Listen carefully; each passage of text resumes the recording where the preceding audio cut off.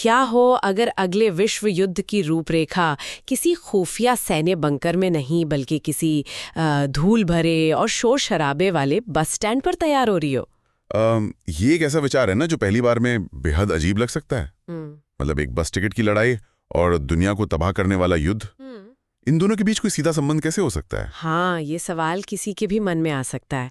मतलब अमूमन जब किसी सार्वजनिक जगह पर धक्का मुक्की या गाली गलौच होती है, मान लीजिए कि किसी बस कंडक्टर और एक सवारी के बीच तीखी बहस हो रही है, तो ज्यादातर लोग बस एक नजर डालते हैं और आगे बढ़ जाते हैं। बिल्कुल, लोग इसे रोजमर्रा की एक मामूली घटना मान लेते हैं। एग्जैक्टली।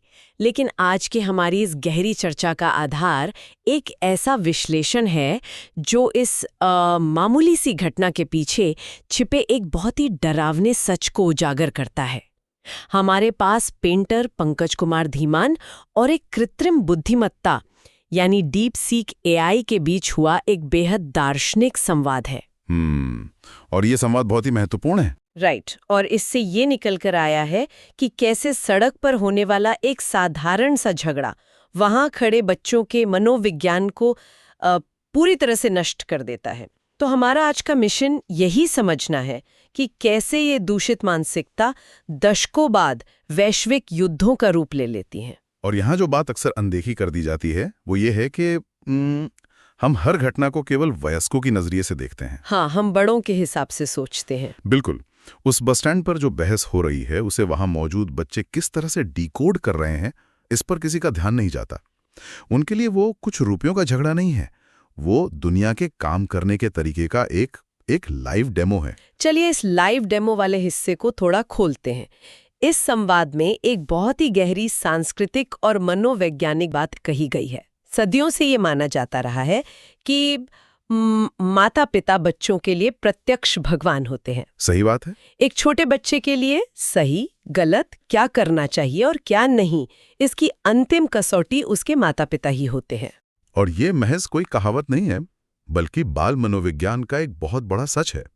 एक बच्चे का पूरा संसार उसके माता पिता के इर्द गिर्द बुना होता है। वो उसके लिए सुरक्षा, अपार प्रेम और जीवन के सबसे बड़े मार्गदर्शन के प्रतीक होते हैं। एक बच्चे के अवचेतन मन में ये बात गहराई से बैठी होती है कि उसके माता पिता पूर्ण हैं, वे कभी कोई गलती कर ही नहीं सकते। लेकिन यहाँ एक बड़ा विरोधाभास पैदा होता है। जरा उस दृश्य की कल्पना की जाए। वही प्रत्यक्ष भगवान उस बस स्टैंड के बीचों बीच खड़े हैं। हाँ। और चारों तरफ अनजान लोगों की भीड़ है। बिल्कुल। और वे भगवान एक दूसरे पर या किसी अनजान व्यक्ति पर चीख रहे हैं, भद्दी भाषा का इस्तेमाल कर रहे हैं या हाथापाई पर उतारू हैं। ये तो कुछ ऐसा हुआ ना जैसे कोई बहुत बड़ा भक्त मंदिर में जाए और देखे कि उसके आराध्य की मूर्ति खुद ही अपना मंदिर तोड़ रही है। ये बहुत ही सटीक उदाहरण है। यहाँ जो बात सबसे हैरान करने वाली है वो यही है। तो क्या ये घटना बच्चे के मॉरल कंपस या नैतिक दिशा निर्देश को हमेशा के लिए भटका नहीं देती? मतलब बच्चा तो यही सोचेगा कि अगर यही भगवान है तो मैं किससे सीखूं? एग्जैक्टली। जब वो आदर्श टूटता है ना, तो सिर्फ एक भ्रम नहीं टूटता, बल्कि उस बच्चे के जीवन की पूरी नींव हिल जाती है। जब बच्चे उस सार्वजनिक अपमान और क्रोध को देखते हैं तो उनके भीतर का वो सुरक्षित संसार ताश के पत्तों की तरह ढह जाता है। उनका दिमाग ये दर्ज कर लेता है कि सम्मान, मर्यादा और संयम जैसी चीजें सिर्फ किताबी बातें हैं। मतलब जब भगवान ही इन नियमों का पालन नहीं करते तो फिर इन नियमों का कोई वजूद ही नहीं है। मुझे यहाँ थोड़ा संदेह है। बच्चे तो हर रोज टीवी पर, कार्टून में या फिल्मों में लोगों को लड़ते हुए देखते हैं। वो स्कूल में दूसरे बच्चों को झगड़ते देखते हैं। हाँ, बिल्कुल देखते हैं। तो फिर बस स्टैंड के इस एक घटना या माता पिता की एक झगड़े से इतना बड़ा मनोवैज्ञानिक भूचाल कैसे आ सकता है? क्या इंसान का दिमाग इतना कमजोर होता है? ये एक बहुत ही जायज सवाल है। लेकिन देखिए, टीवी के कार्टून या स्कूल के झगड़े बच्चे की कोर रियलिटी यानी मुख्य वास्तविकता का हिस्सा नहीं होते। राइट। टीवी तो बंद किया जा सकता है। एग्जैक्टली। लेकिन माता पिता बच्चे का लंगर या एंकर होते हैं। जब एंकर ही अपनी जगह छोड़ दे तो जहाज का डूबना तय है। बच्चा उस घटना को महज एक एपिसोड की तरह नहीं देखता। अच्छा। वो उसे जीवन जीने के एक वैध तरीके के रूप में स्वीकार कर लेता है। यहीं से वो आदर्श का टूटना एक बच्चे को एक गहरे मनोवैज्ञानिक भंवर में धकेल देता है। यहाँ बात वाकई बहुत दिलचस्प हो जाती है। अगर हम इस भंवर के नतीजों पर गौर करें तो ये टूटा हुआ आदर्श भविष्य में उन बच्चों के व्यक्तिगत रिश्तों को कैसे आकार देता है? विश्लेषण यह बताता है कि इसका असर दो बिल्कुल विपरीत दिशाओं में होता है। या तो बच्चा बड़ा होकर अत्यधिक आक्रामक बन जाता है या फिर एकदम डरपोक। ऐसा क्यों होता है कि एक ही घटना से दो बिल्कुल अलग तरह के इंसान पैदा होते हैं? क्योंकि हर इंसानी दिमाग ट्रॉमा या सदमे को अलग तरह से प्रोसेस करता है। जो बच्चा आक्रामक बनता है उसने ये सीखा हुआ व्यवहार या लर्न्ड बिहेवियर अपना लिया है। हाँ। उसने उस दिन बस स्टैंड पर देखा था कि जो ज्यादा तेज चीखता है, जो गाली देता है, सामने वाला उससे डर जाता और बात मान लेता है। तो वो बच्चा मान लेता है कि दुनिया में अपनी बात मनवाने का एकमात्र तरीका चीखना और लड़ना है। और जो दूसरा बच्चा है जो डरपोक बन जाता है, हाँ, जो डरपोक बनता है उसने उस लड़ाई के डर और असुरक्षा को अपने भीतर सोख लिया है। उससे अब हर इंसान में, हर रिश्ते में वही बस स्टैंड वाला झगड़ा और चीख पुकार नजर आने लगती है। मतलब वो हर कीमत पर टकराव से बचना चाहता है। बिल्कुल, वो किसी भी तरह की विवाद से बचने के लिए अपने आत्मसम्मान तक को दांव पर लगा देता है। ये तो बात हुई उनके स्वभाव की, लेकिन इसी विश्लेषण में लड़ाई के स्थानांतरण की जो बात कही गई है वो भी बहुत सोचने वाली है। हाँ, वो बहुत क्रिटिकल पॉइंट है। महिला से लड़ रहे हैं, यहाँ बच्चे सिर्फ दो इंसानों को लड़ते नहीं देख रहे हैं। सही कहा। बल्कि वे ये देख रहे हैं कि एक आदमी एक औरत पर चिल्ला रहा है या इसका उल्टा हो रहा है। क्या इसका मतलब ये है कि ये बच्चा आगे चलकर पूरे विपरीत लिंग के प्रति ही एक गहरा अविश्वास पाल लेता है? मनोविज्ञान में इसे जनरलाइजेशन कहते हैं। वो छोटा लड़का जो अपनी माँ को किसी पुरुष के साथ सार्वजनिक रूप से लड़ते या अपमानित होते देखता है, या वो लड़की जो अपने पिता को किसी महिला के साथ क्रूर व्यवहार करते देखती है, उनके दिमाग में विपरीत लिंग की एक स्थायी और नकारात्मक छवि बन जाती है। उफ। और जब वे बड़े होते हैं और विवाह या प्रेम संबंधों में जाते हैं तो उनके लिए ये संस्थाएं एक सुरक्षित पनाहगाह नहीं होती। उनके लिए विवाह एक युद्ध क्षेत्र बन जाता है। तो वे हमेशा अलर्ट रहते हैं। हाँ, वे हमेशा इस बात को लेकर सतर्क रहते हैं कि सामने वाला उन पर हावी ना हो जाए। लेकिन क्या सचमुच वे इसे एक लिंग के खिलाफ युद्ध के रूप में देखते हैं, या फिर बात सिर्फ इतनी सी है कि वे बीच का रास्ता निकालना पूरी तरह भूल जाते हैं? ये एक बहुत ही महत्वपूर्ण सवाल खड़ा करता है। मतलब क्या किसी रिश्ते में थोड़ा सा झुक जाना या हार मान लेना उनके लिए एक बहुत बड़ी कमजोरी बन जाती है? असली मुद्दा यही है। वे समाधान और जीत के बीच का फर्क भूल जाते हैं। जब कोई बच्चा ये सीखते हुए बड़ा होता है कि परिवार या रिश्ते एक युद्ध क्षेत्र हैं, तो वहां किसी समस्या के समाधान की कोई जगह नहीं बचती।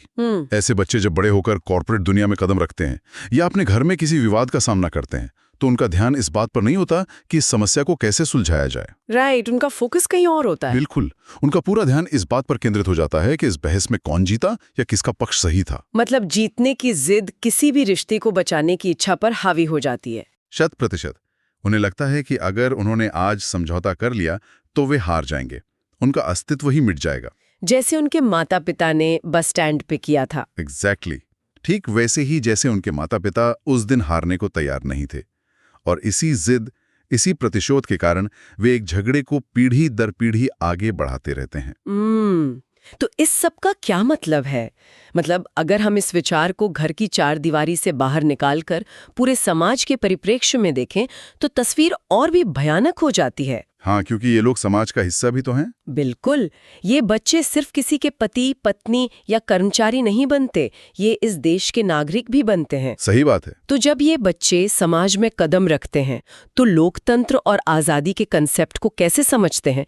क्या वे इसे भी उसी बस स्टैंड के चश्मे से देखते हैं? देखिए, लोकतंत्र की आजादी का असली मतलब क्या है, ये कोई भी इंसान संविधान की प्रस्तावना पढ़कर नहीं समझता। ये तो है। ये बात समाज शास्त्र का एक स्थापित नियम है कि नागरिक आचरण किताबों से नहीं बल्कि समाज के व्यवहार से सीखा जाता है। अगर किसी बच्चे ने बचपन से यही देखा है कि सड़क पर गाली गलौज करना या भीड़ में धक्का मुक्की करना ही अपना हक मांगना होता है। एग्जैक्टली, अपनी बात मनवाने के लिए चीख पुकार मचाना ही हक मांगना होता है, तो वो बड़ा होकर इसी को लोकतंत्र की आजादी मान बैठेगा। ये तो कुछ ऐसा हुआ कि हम आज़ादी के नाम पर असल में तानाशाही के बीज बो रहे हैं। अगर कोई सड़कों पर सार्वजनिक संपत्ति को नुकसान पहुंचा रहा है और कह रहा है कि ये उसकी अभिव्यक्ति की आज़ादी है, तो क्या वो उसी बस स्टैंड वाले व्यवहार का विस्तार नहीं है? बिल्कुल है। उनका एटीट्यूड यही होता है कि मुझे जो करना है मैं करूंगा और कोई मुझे रोक नहीं सकता। यह एक बहुत ही सटीक विश्लेषण है। ऐसा समाज आज़ादी के नाम पर सिर्फ बदतमीजी और अराजकता को बढ़ावा देता है। असली आज़ादी हमेशा एक जिम्मेदारी के साथ आती है। बोलने की आज़ादी का मतलब ये कभी नहीं होता कि किसी को भी चिल्लाने या दूसरों को अपमानित करने का लाइसेंस मिल गया है। राइट। लोकतंत्र की आज़ादी का एक बहुत ही सीधा सा उसूल है, एक व्यक्ति की आज़ादी ठीक उसी बिंदु पर जाकर रुक जानी चाहिए जहां से किसी दूसरे इंसान की आज़ादी या उसका सम्मान शुरू होता है। लेकिन जब उन बच्चों ने अपने भगवान कहलाने वाले माता पिता को ही सार्वजनिक जगह पर दूसरों की आज़ादी और सम्मान को रौंदते हुए देखा है, तो वे बड़े होकर क्या करेंगे? हाँ, वे बिना किसी जिम्मेदारी वाली आज़ादी ही मांगेंगे। वे एक ऐसे समाज का निर्माण करते हैं जहां कोई किसी का सम्मान नहीं करता, बस एक अंतहीन शोर होता है जहां हर कोई अपनी बात मनवाना चाहता है। और यही वो मोड़ है जहां ये चर्चा अपने सबसे डरावने और सबसे बड़े निष्कर्ष पर पहुंचती है। पंकज और उस कृत्रिम बुद्धिमत्ता के बीच हुई बातचीत में ये बात बहुत स्पष्ट रूप से उभरी है कि ये सब आपस में जुड़ा है। हाँ, समाज में जो इतनी गहरी खाई दिखाई देती है, जो नफरत दिखाई देती है, वो रातों रात नहीं बनी है।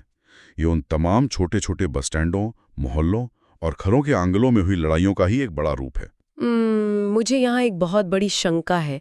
मैं इस पूरी मनोवैज्ञानिक यात्रा को समझ रही हूँ। हाँ, बताइए। लेकिन एक छोटी सी बस स्टैंड की घटना को पूरी मानव सभ्यता और वैश्विक युद्धों का माइक्रोकॉज़म यानी एक छोटा रूप बता देना, क्या ये कुछ ज्यादा ही बड़ी छलांग नहीं है?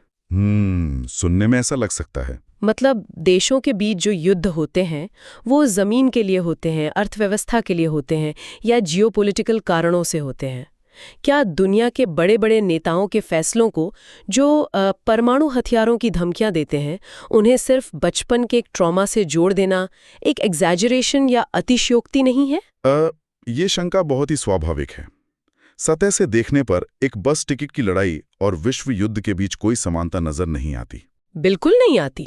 लेकिन अगर हम इसे एक बड़े परिप्रेक्ष्य में देखें, गहराई में उतरें, तो दुनिया की कोई भी संस्था, कोई भी सरकार या कोई भी सेना अपने आप में कोई निर्जीव मशीन नहीं है। उन्हें इंसान ही चलाते हैं। हाँ, ये पॉइंट तो है। और वे इंसान कौन हैं? वे वही बच्चे हैं जो किसी घर में, किसी बस स्टैंड पर ये सीखते हुए बड़े हुए हैं कि समझौता करना कमजोरी है और चीखने वाला ही हमेशा जीतता है। तो मतलब नीतियां या अर्थव्यवस्था तो सिर्फ एक बहाना है।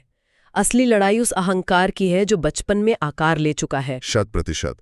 अब दुनिया की किसी भी बड़ी लड़ाई का ढांचा देखे, उसकी शुरुआत एक परिवार के भीतर होने वाली तू मैं से होती है। जब वो मानसिकता थोड़ी और बड़ी होती है तो समाज में जाति, धर्म या राजनीति के नाम पर एक गहरी खाई बन जाती है। और फिर जब यही मानसिकता देशों के स्तर पर पहुंचती है तो वो सीमाओं के विवाद, हथियारों की होड़ और अंततः महायुद्धों में बदल जाती है। बाप रे। इन तीनों स्तरों पर एक ही चीज काम कर रही है, स्वयं को पूरी तरह से सही और सामने वाले को पूरी तरह से गलत साबित करने की जिद। इसे इस तरह से देखना वाकई बहुत चौंकाने वाला है। इसका मतलब है कि मंच बदल गया है, दांव पर लगी चीजें बदल गई हैं, लेकिन मानसिकता बिल्कुल वही है। एग्जैक्टली। उस दिन बस स्टैंड पर लड़ाई एक सीट या कुछ रुपयों के लिए थी।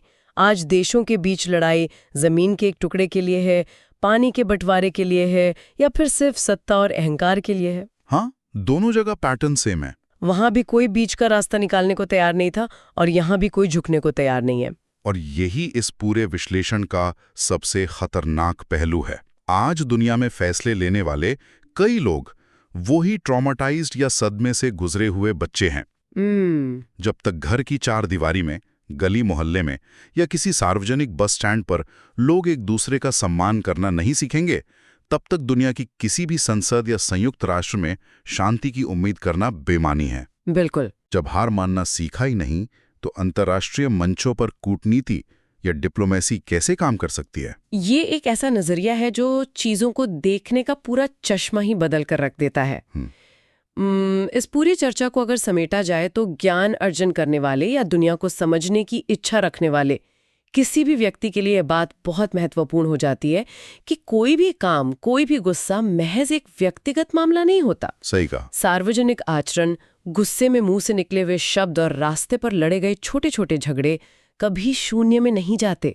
वे हमेशा किसी ना किसी बच्चे के दिमाग में कोड की तरह दर्ज हो रहे होते हैं। जाने अनजाने में एक पूरी नई पीढ़ी के लिए सामाजिक नियम लिखे जा रहे होते हैं। समाज का हर एक व्यक्ति अपने आप में एक शिक्षक है और उसका सार्वजनिक व्यवहार आने वाले कल की पाठ्यपुस्तक है।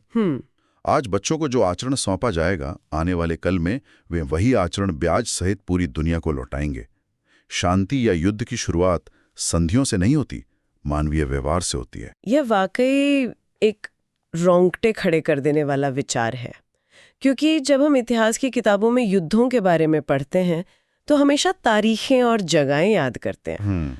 हम सिर्फ फैक्ट्स देखते हैं। लेकिन आज की ये गहरी चर्चा हमें एक बहुत ही अशांत करने वाले सवाल के साथ छोड़ जाती है।